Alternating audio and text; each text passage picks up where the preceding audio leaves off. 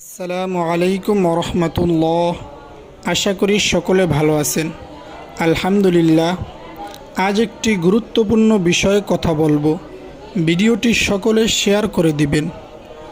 অনেকেই জানেন, ইসলামী আন্দোলন বাংলাদেশের নায়েবে আমির মুফতি ফয়জুল করিম হাফিজাহুল্লাহ তার মেয়র পদ ফিরে পাওয়ার জন্য আদালতে মামলা করেছেন।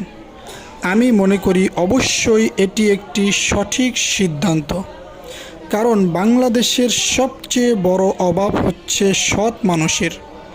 অনেক যোগ্য মানুষ আছে, কিন্তু সততা নেই।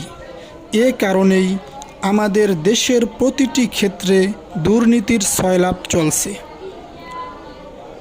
বাংলাদেশের স্বাধীনতার বয়স 54 বছর হয়ে যাওয়ার পরেও বাংলাদেশ তার কাঙ্ক্ষিত লক্ষ্যে পৌঁছতে পারেনি। এর সবচেয়ে বড় কারণ হচ্ছে দুর্নীতি ও অযোগ্য লোকের ক্ষমতার অপব্যবহার।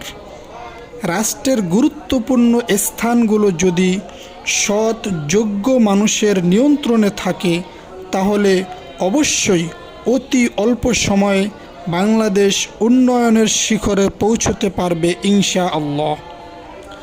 আপনারা জানেন, 12 জুন 2023 বরিশাল সিটি কর্পোরেশনের নির্বাচন অনুষ্ঠিত হয়। সেই নির্বাচনে বিগত স্বৈরাচার সরকার তার বিভিন্ন বাহিনী, ছাত্রলীগ, যুবলীগ, পুলিশ লীগ দিয়ে একটি প্রহসনমূলক নির্বাচনের মধ্য দিয়ে মুফতি ফয়জুল করিম হাফিজাহুল্লাহ ও জনগণের ন্যায্য অধিকার থেকে বঞ্চিত করে। তার ফুফাতো ভাই খোকন শ্রেণিয়াবাদকে বরিশাল সিটি কর্পোরেশনের মেয়র হিসাবে ঘোষণা করে।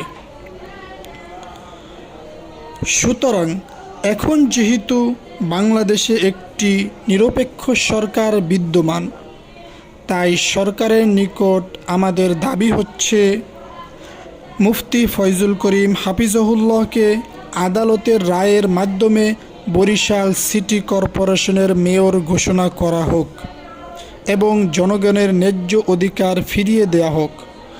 মুফতি ফয়জুল করিম হাফিজাহুল্লাহ এদেশের একজন প্রথিতযশা আলেমে দ্বীন, যোগ্য, সৎ ও সুপরিচিত মানুষ। তাকে আমরা মেয়র হিসাবে দেখতে চাই।